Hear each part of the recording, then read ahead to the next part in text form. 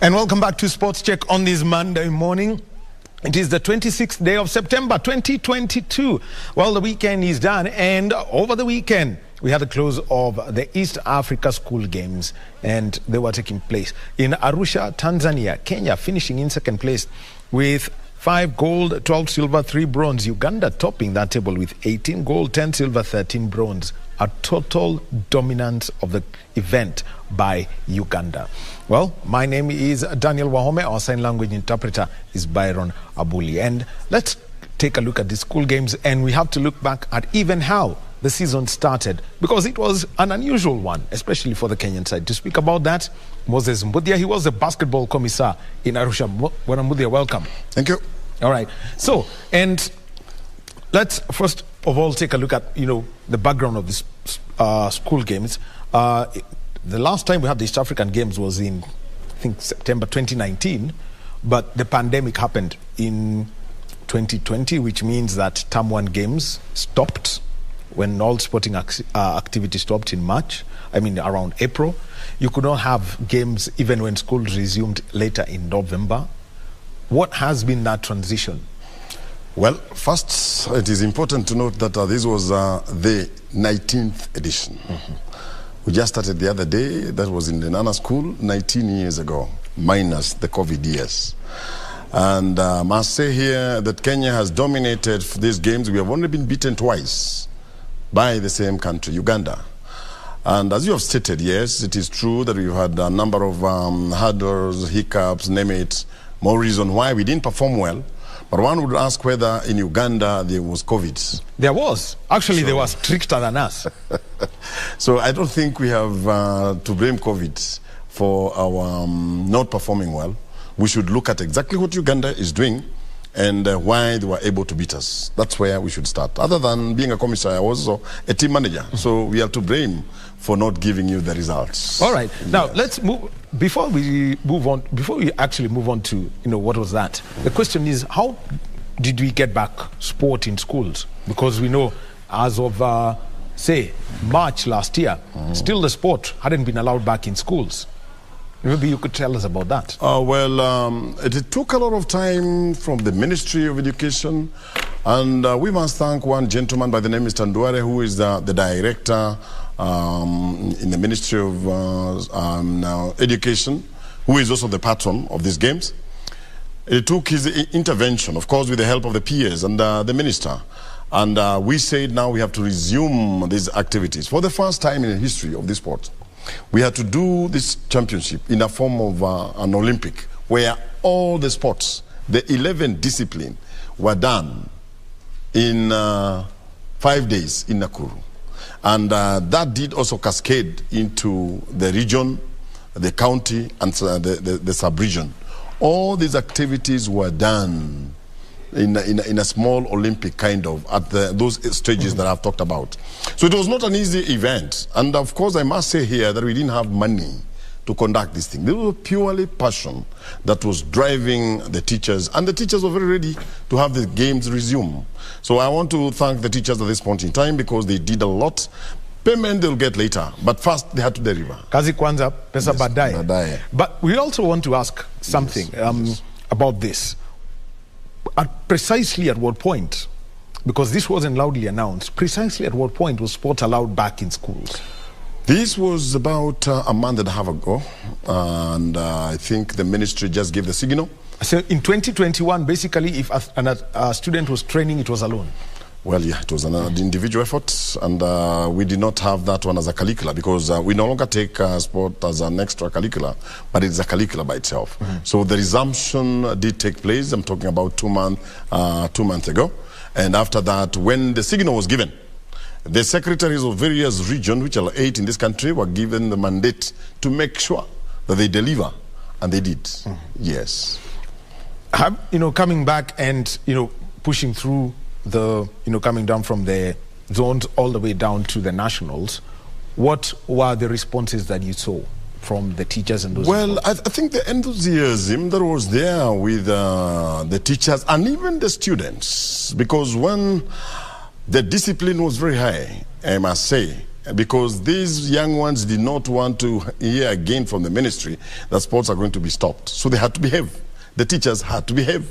And everybody was saying, okay, no money, yes, but let's get moving.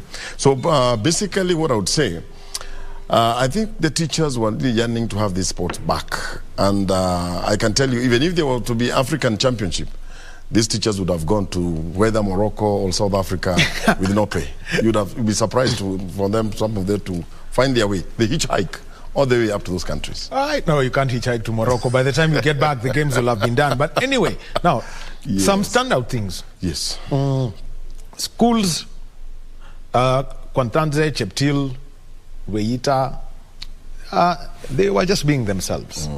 But then we saw Koyonzo come in and dominate rugby. Yes. Then we saw Dr. Agri coming in basketball. Yes. So it's no longer a case of Maseno. It's no longer a case of Mangu. The big boys. And then you've got the case of Highway Secondary School. You know, winning the national title in football. Yes. What's the introduction of these new names? I think to start with, I must first, charity begins at home. As the secretary of Nairobi Secondary School Sports Association, you might have noted that we did not have 1, 2, 3, 4. We had 7 disciplines that we took to Arusha in Tanzania. And the soccer team that you're talking about, Highway, which was number 2 in Nairobi, because we disqualified the number 1 for reasons better known to us. Which we can guess. Yes, your guess could be as good as mine. And the number 2 Highway team went all the way up to East Africa and took position 2. And that is a Nairobi product. The soccer girls were number 4. That is the Great Mixed, where my chairman comes from. That is Mr. Maurice Okumu. And Highway also broke barriers, ideally. Beldin Odemba, a woman in charge of that team. Yes, it's a lady team. I mean, a lady coach. Lady coach. And you know the last time Highway won a Nairobi title? Way back in 1979. How old were you? I wouldn't disclose. I wouldn't disclose how old I was. So what we're saying here in a nutshell is that, to start with, before we go nationally, the Nairobi team had a bulk of the team, the basketball, the 3-on-3 hardball team, which was number 4, that is the Hospital Hill.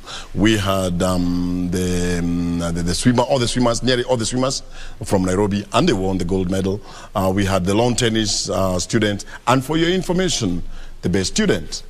The best student for javelin was from Nairobi by the name of Mondi from Babadogo Secondary School. In fact, we may as well change the name Babadogo and give it Baba Kubwa because the boy has won a javelin from the small school that you're talking about. Okay. Yes. Nationally now, I don't know whether you still want to add one more question. Well, yes, we are with Moses Mbuthia, who is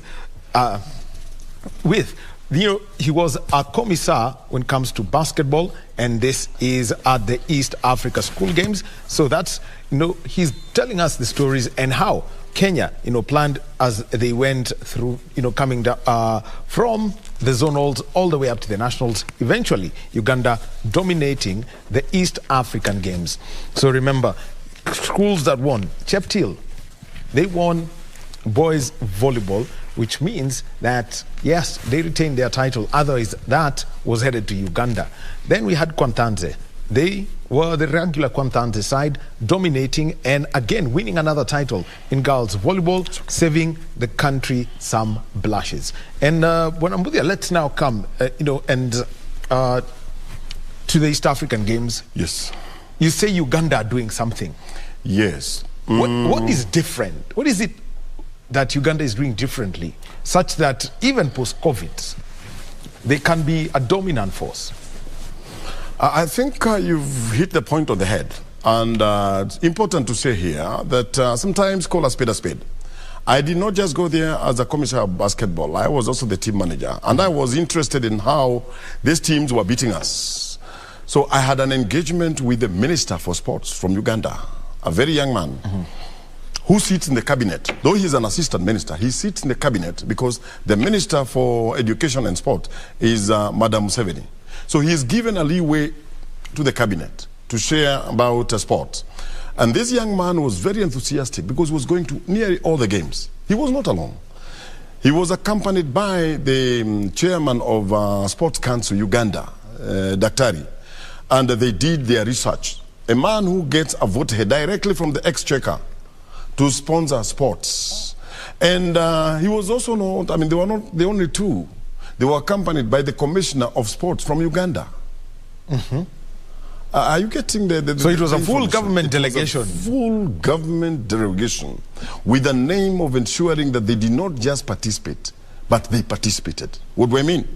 They were not just interested in full competition. Yes, it was full competition. They had a wide range of over 1,080 students. Well, we had 480. So they invested heavily. All the young ones who won in primary school were represented there. Even the special case, they were represented there. You can see that the Ugandans are not just interested in winning the trophy. They are also taking care of their primary school. And to me, I was touched. If I were to state the point directly and hit the point on the head, I even don't think the Minister for Sports knew that we were in Arusha. Yeah. Wacha. Let us just leave that at that before we speak about that. But let's talk about the 5 teams that won, the 5 Kenyan teams that won the medals. Tell us about them and what really clicked for them. Well, first, again, charity begins at home. Volleyball. It was not on a silver platter.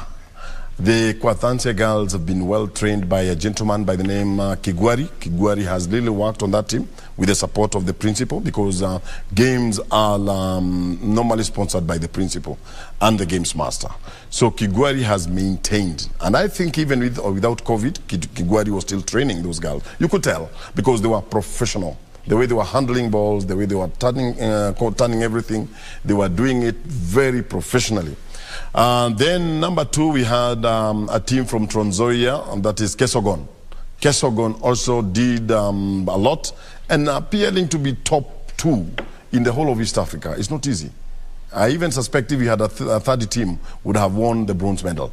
But we cannot also underestimate the Rwadis with their height and what have you.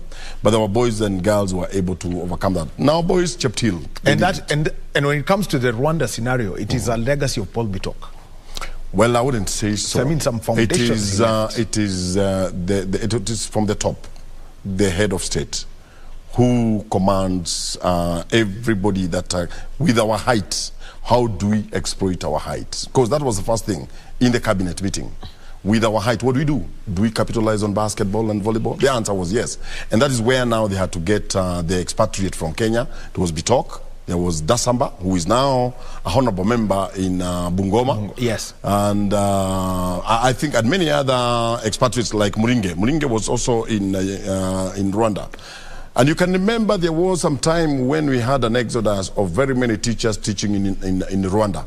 So this kind of a base was put together, and Bitok now came and gave now the top cream. So they are reaping. I mean, they're reaping what the teachers from Kenya have invested. So we have actually. So ideally, if this talent, the kind of people you're talking about, if they were allowed to stay here and given the same opportunities, then would be a monster. But you're telling me not to go there. No, I will not let you go there. What you're saying is true. There is one thing from these games of 2022 that we have learned, that we don't realize what we have until we lose it. I think Kenya, we have underrated ourselves, and we have thought everything is normal until we were beaten by the Ugandans. This is the time now we are taking a backseat and asking ourselves, excuse me, how did it happen?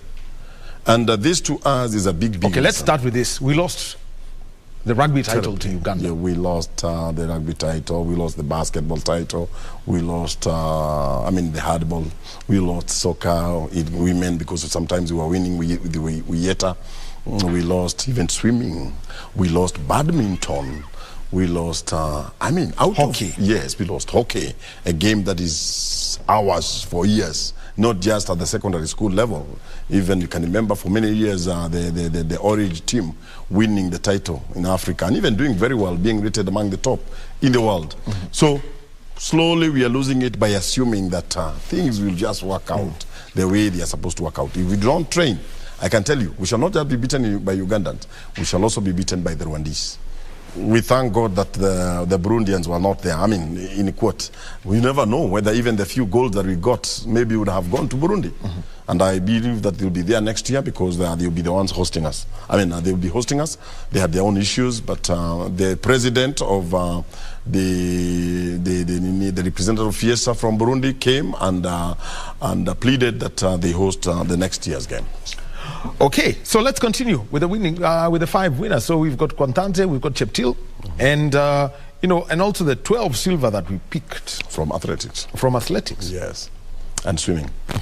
So and 1 from badminton. We also got a gold from javelin, okay, it's among the 12 that you've talked about. And even we got another silver from a school here called Bagadiwe.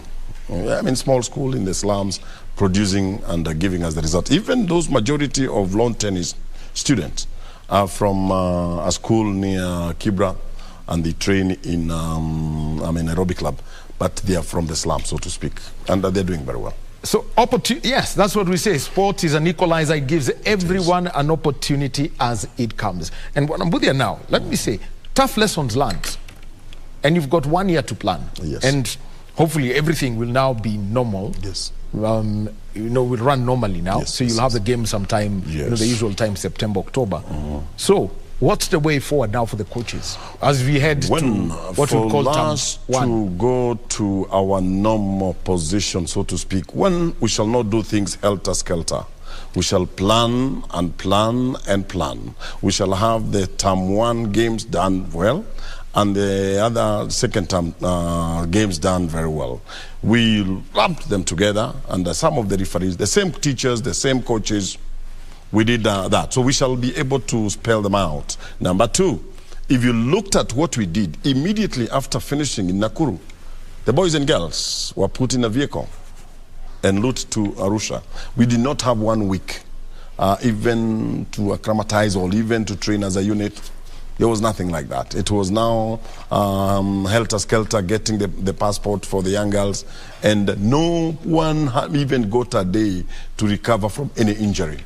So in this case, we are saying we shall be able to plan well. Number 2, we expect the Ministry of Education to get enough funds from the exchequer. One wonders where this exchequer gets the money. And we expect also the teachers to contribute in one way or the other by building the nation, so that at least we can have addition of money in the exchequer, which will be remitted back to them.